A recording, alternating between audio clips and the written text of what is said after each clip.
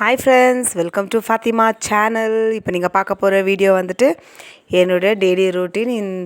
எப்போ வேலை செஞ்சாலும் ஏதாச்சும் ஒரு செய்யணும். வீடு க்ளீன் பண்ணணும், கிச்சன் க்ளீன் பண்ணணும், பெட்ரூம் க்ளீன் பண்ணணும், வாஷிங் மிஷின் க்ளீன் பண்ணணுன்னு நம்ம லைஃபு அப்படியே போயினே இருக்குது. அந்த மாதிரி ஒரு யூடியூப் சேனலில் பார்த்துட்டு கொஞ்சமாக சுடு தண்ணி காய வச்சு கிச்சனுடைய பர்னர் ஸ்டவ்வில் அந்த பர்னர் எடுத்து தூக்கி அதில் போட்டு கொஞ்சம் லிக்விட் ஊற்றி கொஞ்சம் ஈனோ ஸ்பூன் போட்டு ஊற வச்சு காற்றுல ஏச்சி பார்த்தா அது போவே இல்லை. எவ்வளோ தேய்ச்சாலும் அந்த அழுக்கு போகல. அதனால் அவங்க க்ளீன் பண்ணும்போது க்ளீன் ஆகிடுச்சுன்னு சொல்லிட்டு நான் ஏமாந்து க்ளீன் பண்ணிட்டேன் ஃப்ரெண்ட்ஸ். அதுக்கப்புறம் இருக்கிற சாமான்தெல்லாம் எடுத்து போட்டு கழுவிட்டு எங்கள் பொண்ணு ஏச்சி வந்தாங்க. அவங்க ஏச்சி வரும்போது 11 o'clock கிட்ட ஆகிடுச்சு. அதனால அவங்களுக்கு கேரட் ஜூஸ் கொடுக்கறதுக்கு நான் ஸ்டார்ட் பண்ணேன்னா அவங்களுக்கு கண்ணாடி போடுற நிலைமை ஆகிடுச்சு. ஃபோனை நோண்டி நோண்டி நோண்டி கண்ணை கெடுத்து வச்சுக்கினாங்க. நம்ம எவ்வளோ சொன்னாலும் கேட்கல. அதனால கொஞ்சம் கேரட் ஜூஸ், பீட்ரூட் ஜூஸ் கொடுத்தா கொஞ்சம் ஹெல்த்து நல்லா இருக்குன்றதுக்காக கொடுத்தேன். அதுக்கப்புறம் குளிச்சுட்டு வந்துட்டு அவங்களுக்கு டிஃபன் அவங்களுக்கு பிடிச்ச மாதிரி உருளைக்கிழங்கு ஸ்டஃபிங் பண்ணி, அது ஆலு பரோட்டா சொல்லுவாங்க இல்லைங்களா, அதை மாதிரி உருளைக்கிழங்கு உள்ளே வச்சு செஞ்சு அவங்களுக்கு டிஃபன் கொடுத்துட்டு சாப்பிடும்போது 12 o'clock 12:30 கிட்ட ஆகிடுச்சு. ஏன்னா அவங்க லீவில் தூங்குற தொட்டு அந்த மாதிரி எனக்கு ரொம்ப தொல்லை கொடுக்குறாங்க. ஏன்னா என் வேலை எனக்கு ஆகணும் இல்லைங்களா. என்னை வேலையெல்லாம் முடிச்சு நான் குளிச்சுட்டு கொஞ்சம் நேரம் உட்காரத்துக்கு டைம் கிடையாது, பசி எடுக்குதுன்னாங்க.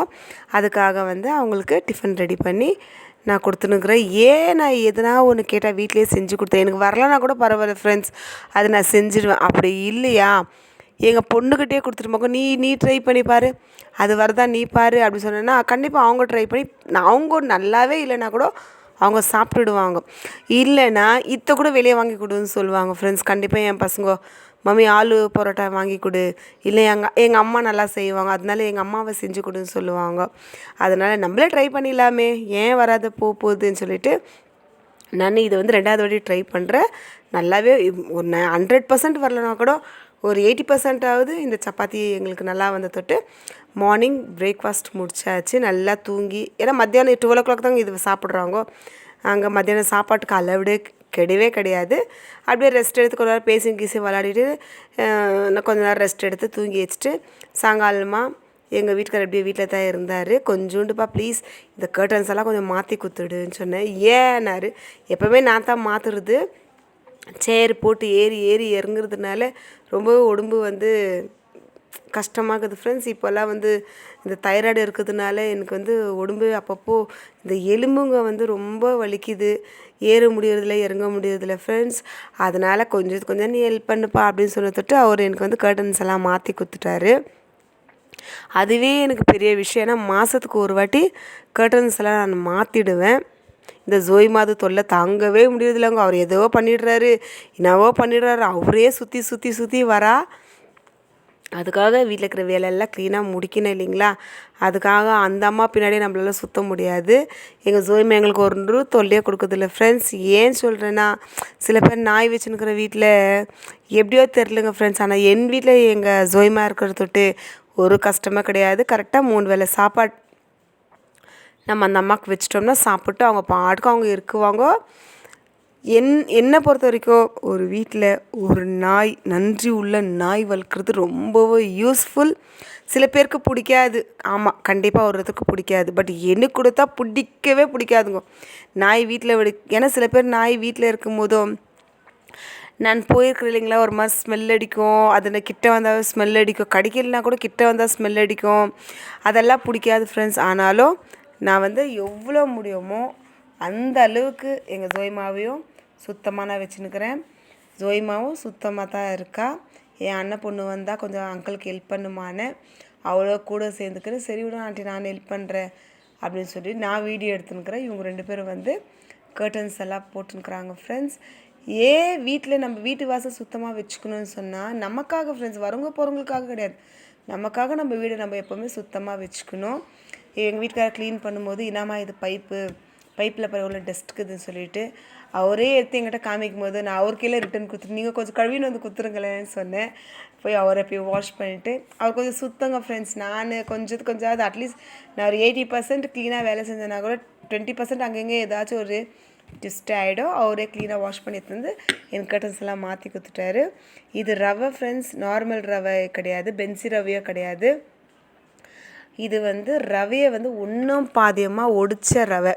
இது எங்கள் வீட்டுக்காரோடைய ஃப்ரெண்ட்ஸ் ஆஃபீஸ்லேருந்து எடுத்துன்னு வந்து தந்தாங்க. ட்ரை பண்ணி பாருங்கள். இது சுகருக்கு ரொம்பவே நல்லது. நாங்கள் ஆல்ரெடி 2 ரவை வீட்டில் வச்சுது, அதுதான் நான் யூஸ் பண்ணுறேன். அதை விட இது ஜீரோ சுகர் காமிக்கும் அப்படின்னு சொன்னாங்க. கண்டிப்பாக ஃப்ரெண்ட்ஸ் இதை செஞ்சு சாப்பிட்டுட்டு பாதி நைட்டில் ரொம்பவே பசி எடுத்துச்சு. அதுக்கப்புறம் வீட்டில் இருக்கிறது திரும்ப நைட்டு 3 o'clock கிட்ட நான் எங்கள் வீட்டுக்கார திரும்பவும் உட்காந்து கொஞ்சம் ஃப்ரூட்ஸ் எல்லாம் சாப்பிட்ற நிலைமை ஆயிடுச்சு. ரொம்ப பசி எடுத்துச்சு ஃப்ரெண்ட்ஸ். அந்த ரவியை நம்ம இப்போ டைரெக்டாக வறுக்க வேணாம். கடாயை வச்சுட்டு கடாயில் எண்ணெய் ஊற்றிட்டு உளுத்தப்பருப்பு, கடலப்பருப்பு, கடுகு போட்டு தாளிச்சிட்டு கொஞ்சமாக கருவேப்பிலை, 2 வெங்காயம். இது கிட்டத்தட்ட 1/4 kg ரவை. 1/4 kg ரவையை நாங்கள் கிட்டத்தட்ட 6 பேர்கிட்ட சாப்பிட்டோம் ஃப்ரெண்ட்ஸ். அந்த அளவுக்கு இப்போ ஒட்டுலெல்லாம் தராங்க இல்லைங்களா, அவ்வளோதான், ஜாஸ்தியெல்லாம் கிடையாது. அவ்வளோல தான் வச்சு நம்ம சாப்பிட்டோம். கிட்டத்தட்ட 1/4 kg ரவையை நாங்கள் 6 பேர்கிட்ட சாப்பிட்டோம். அவ்வளோ சாப்பிடும்போது நல்லாவே தான் இருந்துச்சு. ஆனால் இது நம்ம நார்மலாக செஞ்சு சாப்பிட்றத விட இது நம்ம குக்கரில் தாளித்து நல்ல சிக்கன் போட்டு எப்படி நம்ம பிரியாணி ஸ்டைல் பண்ணுறோம், தக்காளி, வெங்காயம், மிளகாத்தூள், மஞ்சத்தூள் எல்லாம் போட்டு அதே மாதிரி இந்த ரவையை போட்டு ஒரு விசில் நம்ம பிரியாணி பண்ணி சாப்பிடுவோம். நெக்ஸ்ட் டைம் கண்டிப்பாக நான் பண்ணுறேன். ஃபஸ்ட் டைம் பண்ணும்போது எனக்கு அந்த ரவையுடைய குவாலிட்டி, அது எவ்வளோ மோட்டாக இருக்குது, ரைஸ் மாதிரி இருக்கா, இல்லை இப்போது கஞ்சிங்கெல்லாம் அரைக்கிறேன் இல்லைங்களா, அது நான் அந்த அரிசி பேரெல்லாம் க்ளியராக எனக்கு வரல, குட்டி குட்டியாக குண்டு குண்டாக இருக்கும். அந்த ஸ்டேஜில் தான் இந்த ரவை இருக்குது. அதனால் கண்டிப்பாக இந்த ரவையில் நான் நெக்ஸ்ட் டைம் உங்களுக்கு நான் பிரியாணி செஞ்சு காட்டுறேன். இப்போ 2 வெங்காயம் போட்டு நல்லா வதக்கிட்டோம். அது கூட 2 தக்காளி போட்டு நல்லா வதக்கிட்டு கேரட்டோ பீன்ஸாக கட் பண்ணி வச்சுருக்கிறேன் ஃப்ரெண்ட்ஸ். அதனால் நான் இதிலேயே ஆட் பண்ணி நான் உங்களுக்கு செஞ்சு காட்டுறேன். இது சொல்லப்போனால் இது குக்கரில் செஞ்சிருந்தேன்னா இன்னுமே நல்லா வந்திருக்கும். இது ஃபஸ்ட் டைம் நான் கடாயில் பண்ணுற தொட்டு கொஞ்சம் லேட்டாக ஆகுது. இப்போ நல்லா தக்காளியெல்லாம் வெந்து வந்த பிறகு இந்த தண்ணி வச்சுருக்கிறேன் இல்லைங்களா, இப்போ நான் இந்த கடாயில் ஊற்ற போகிறது கிடையாது. நான் இப்போ 1/4 kg ரவை எடுத்து வச்சுருக்கிறேன் இல்லைங்களா, அந்த ரவையை இந்த கடாயிலேயே போட்டு தக்காளி, வெங்காயம் கூடவே நான் வதக்க போகிறேன் ஃப்ரெண்ட்ஸ். உங்களுக்கு வேணும்னா முன்னாடி கூட வதக்கிக்கலாம், ஒன்றும் பிரச்சனை கிடையாது. ஏன்னா இது ஒட்டவே ஒட்டாது. இதை அந்த நார்மல் ரவை என்ன சிரோட்டி ரவையாக என்ன சொல்கிறேன் இல்லைங்களா, அந்த மாதிரி ரவை இது கிடையாது. இது கோதுமை ஒடிச்ச தொட்டு நம்மளுக்கு இந்த கோதுமை குழன்னு ஆகிறதுக்கு சான்ஸே கிடையாது.